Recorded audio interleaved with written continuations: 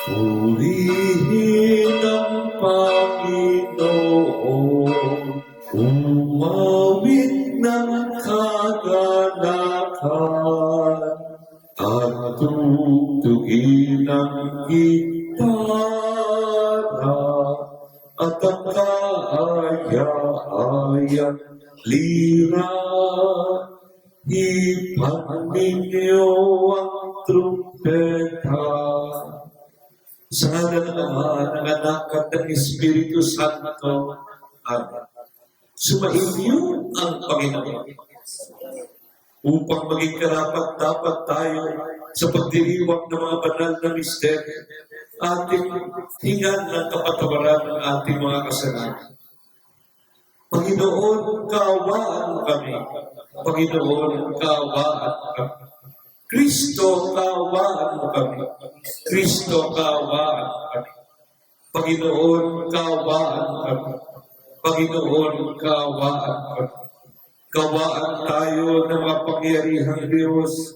Patawarin tayo sa ating mga kasalanan at patnubayan tayo sa buhay na walang hanggan. Amen. Manalangin tayo.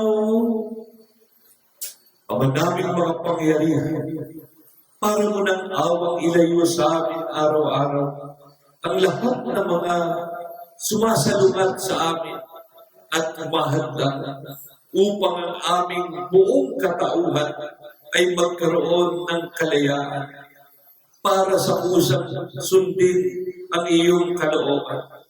Sa pamagitan ni Jesucristo, kasama ng Espiritu Santo, magpasawalang hanggan. Amen. Unang pagbasa. Pagbasa mula sa aklat ng Karunungan. Napakahangalang mga taong hindi nakakikilala sa Diyos. Nakikita nila ang mabubuting bagay sa daigdig. Ngunit hindi nila makita ang Diyos na buhay. Pinag-aaralan nila ang kanyang mga nilalang. Ngunit hindi nila nakikilala siya na lumalang sa mga ito. Sa halip, ang apoy ang mabilis na hangin. Ang unos ang mga bituin, naglalayag sa karurugan. Ang rumaranasan tubig at ang mga tala sa kalangitan. Ang kinikilala nilang mga Diyos na namamahala sa daigdig, kung kinilala nilang Diyos ang mga ito dahil sa kanilang angking karikatan. Dapat ay nalaman nilang higit na dakila ang lumalang sa lahat ng iyan. Ang Panginoong may kapal. Siya ang pinagmulan ng lahat ng kagandahan, ang lumikha sa lahat ng mga tao. Kung namangha sila sa kapangyarihan ng mga ito, dapat nilang malaman na higit ang kapangyarihan ng lumikha sa mga ito. Sapagkat sa pagmalas natin sa kalawakan at kagandahan ng nilikha, makikilala natin ang lumikha.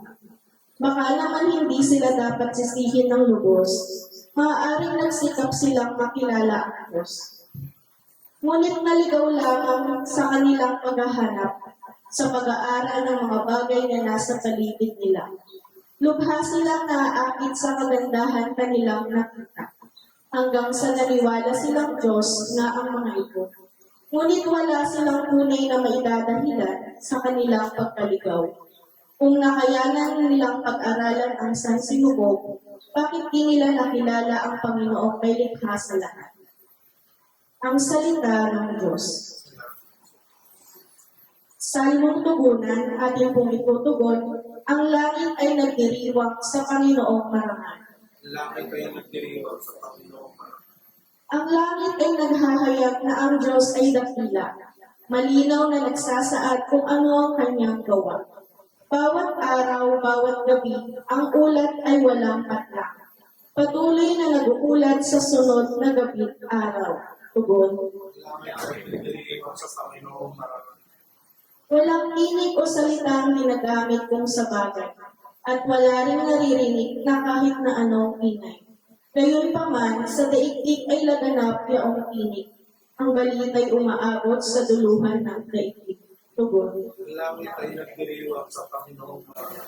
Hallelujah! Hallelujah! Hallelujah! Sumainyo ang Panginoon. Ang mabuting balita ng Panginoon ayon kay San Lucas. Papuri sa iyo, Panginoon. Nung panahon iyon, sinabi ni Jesus sa kanyang mga alagad, ang pagparito ng anak ng tao ay matutulad sa kapanahunan ni Noe. Noon, ang mga tao ay nagsisikain at nagsisino, nag-aasawa hanggang sa araw na sumakay si Noe sa daong. Dumating ang baha at namatay silang lahat. Gayon din nung panahon ni Lot, ang mga tao ay nagsisikain at nagsisino, namimili at nagbibili, nagtatanim at nagtatayo ng bahay. Ngunit ng araw na umalis si Lot sa Sodoma, umulan ng apoy at asupre at natupok silang lahat.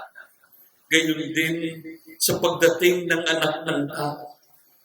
Sa araw na iyon, ang mga nasa bubungan ay wag nang bumaba upang kunin ang kanyang mga ari-arian sa loob ng bahay. Ang mga nasa bukid ay wag nang umuwi. Alalahanin ninyo ang nangyari sa asawa ni Lot, at sino mang magsikap na iligtas ang kanyang buhay ay mawawalan nito. Ngunit ang sino mang mawalan ng kanyang buhay ay siyang makapagliligtas nito. Sinasabi ko sa inyo, may dalawang lalaking natutulog sa isang higaan sa gabing iyon. Kukunin ang isa at iiwan ang isa. May dalawang babaeng magkasamang gumigiling. Kukunin ang isa at iiwan ang isa. May dalawang lalaking gumagawa sa bukid. Kukunin ang isa at iiwan ang isa. Saan po, Panginoon? Tanong ng kanyang mga alagad. Sumagot siya, kung saan naroon ang mga bangkay, doon naman nagkakatipon ang mga buwitre. Ang mabuting balita ng Panginoon. Pinupuri ka namin, Panginoong Jesucristo. Tayo po ay nasa huling araw na ng karaniwang panahon. At hindi magtatagal, ipagdiriwang na natin ang kapistahan ni Kristong Hari. Ang mga pagbasa sa mga araw na ito ay tumutukoy sa katapusan. Kahapon, tinalakay natin ang tungkol sa harian ng langit. Ang sabi ng Panginoon, ang kaharian ay nasa puso na natin. Nasa ngayon, nasa pangkasalukuyang buhay natin. Ngayon, ay tinutukoy naman niya ang tungkol sa pagdating ng anak ng tao. Isa lang ang nais ng Panginoon na ipahiwatig sa atin. Siya ay nagsasalita sa mga ordinaryong pangyayari sa ating buhay. Hindi dapat takot ang mamutawi sa ating puso, kundi pag-asa at pananampalataya. Tayo ay patuloy na gagawa at magiging tapat hanggang sa kahuli-hulihan, sapagkat alam natin na wala tayong dapat ikatakot, sapagkat nasa puso na natin ang Panginoon at tayo ay sa Kanya. Nawa, palagi tayong maging handa sa anuman, at nawa, maging tapat tayo hanggang sa kahuli-hulihan. Mula sa katotohanan na sa bawat pangyari sa ating buhay, nariyan siya at nakikipag-usap sa atin. Maging tapat nawa tayo hanggang sa kahuli-hulihan sa magitan ng kanyang tulong at biyaya. Ulitin na po natin ang awit sa pag-aalay sa ikalawang yugto ng ating misa. Kunin mo, O Diyos, at tanggapin mo ang aming kalayaan, ang aming kalooban, ang isip at dunita mo. Lahat ng hawak ko, lahat ng loob mo, lahat ay aking alay sa iyo. Mula sa iyo ang lahat ng ito.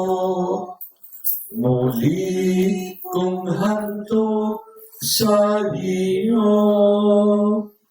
Ipagkaloob mo lamang ang pag-ibig mo at lahat tatalikdan ko.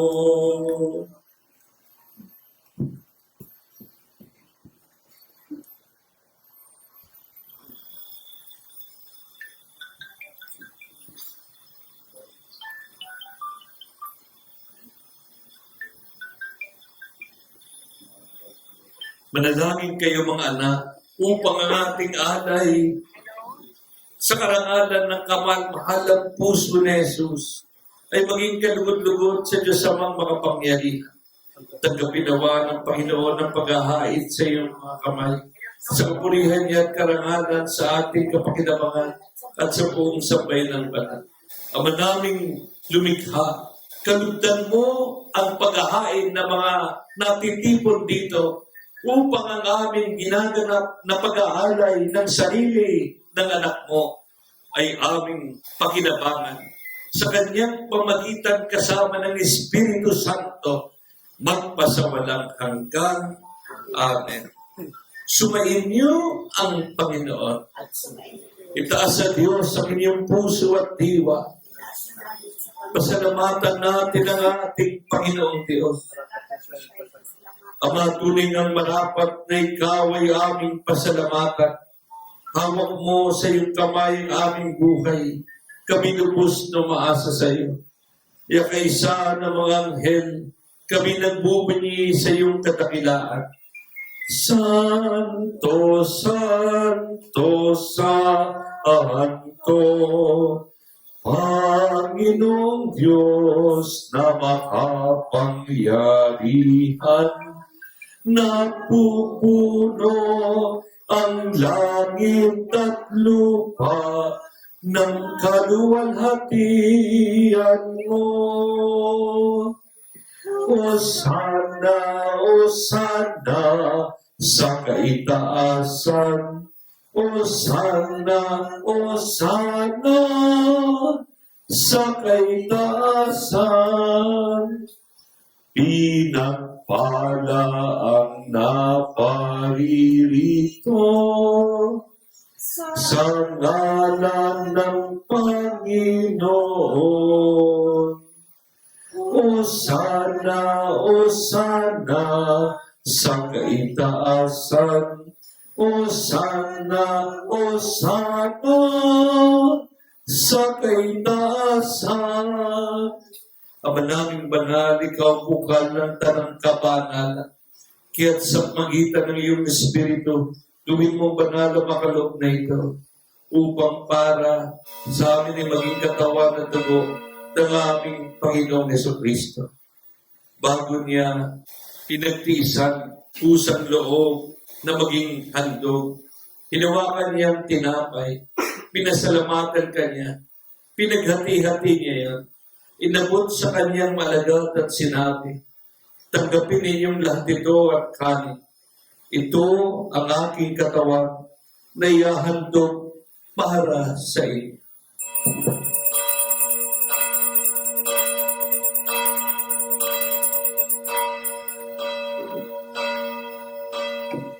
Hindi naman pagkatapos ng hapunan, hinawakan niyang kalis, muli kanyang pinasalamatan. Inabot ang kalis sa kanyang malagat at sinabi, tanggapin ninyong lahat ito at inumin. Ito ang kalis ng aking dugo, ng bago at walang hanggang tipa. Ang aking dugo ni bubuhos para sa inyo at para sa lahat. Sa ikapagpapatawad ng mga kasalanan, gawin niyo ito sa pag-alaala sa akin.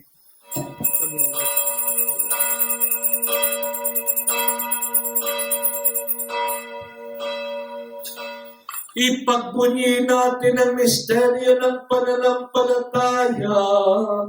Si Kristo'y namatay, si Kristo'y nabuhay, si Kristo'y babalik sa wakas ng panahon. Ang mga ginagawa namin ng pag-alaala sa pagkamatay at muling pagkabuhay na iyong anak, isinasamo namin magsasalo sa katawan at dugo ni Kristo ay mabuklod sa magitan ng Espiritu Santo. Amalingapin mo yung simbang laganap sa buong daigdig. Puspusin mo kami ng pag-ibig kaysa ng aming Santo Papa, Leon, ng aming Obispo at ng Tanong Kapalian. Alalahanin mo mga patid naming nahimlay na may pag-asang muling mabubuhay. Gawaan mo sila at patuloyin sa iyong kaliwanagan. Gawaan mo at pagdapatin kaming lahat na makasalo sa buhay na walang hanggan kaysa ng mahal na Birheng Maria, Ina ng Diyos, ni San Jose, at lahat ng mga banal na namuhay sa ligdig na kadugot-dugot sa iyo. May pagdiwang nawa namin na pagpupuri sa karangal mo sa pamamagitan ng iyong anak na aming Panginoong Jesucristo. Sa pamamagitan ni Kristo kasama niya at sa Kanya, ang lahat ng parangal at papuri sa iyo, Diyos, sa mga pangyarihan, kasama ng Espiritu Santo, magpasawalang hanggan. Atin pong dasalin ng taimtim. Ama namin, sumasalangit ka, sambahin ang ngalan mo, mapasamin ang kaharian mo, sundin ang loob mo din sa lupa para ng sa langit. Bigyan mo kami ngayon ng aming kakanin sa araw-araw. Patawarin mo kami sa aming mga sala para ng pagpapatawad namin sa nagkakasala sa amin. Huwag mo kaming pahintulot sa tukso at iadya mo kami sa lahat ng masama. Amen. Hinihiling namin kami iadya sa lahat ng masama. Pagkalooban kami paanaraw-araw. Iligtas sa lahat ng kapahamakan at disgrasya. Samantalang aming pinananabigan ng dakilang araw ng pagpapahayag ng tagapagligtas namin si Jesucristo. Sapagkat sa iyo nagmumula ang kaharian, kapangyarihan at kapurihan, magpasawalang hanggan. Amen. Ang kapayapaan at pag-ibig ng Diyos ay laging sumayin. Magbigayan tayo ng kapayapaan sa isa't isa. Kordero ng Diyos na nag-aalis ng mga kasalanan ng sanlibutan, maawa ka sa amin. Kordero ng Diyos na nag-aalis ng mga kasalanan ng sanlibutan, maawa ka sa amin. Kordero ng Diyos na nag-aalis ng mga kasalanan ng sanlibutan, pagkaloob mo sa amin ang kapayapaan. Narito ang Kordero ng Diyos. Narito siyang nag-aalis ng mga kasalanan ng sanlibutan. Mapapalad ang mga sumasampalataya. Panginoon, hindi ako dapat papatuloy sa iyo. Ngunit sa isang salita mo lamang ay gagaling na ako. Mapangalagaan nawa tayo ng katawan at tubo ni Kristo sa buhay na walang hanggan. Amen.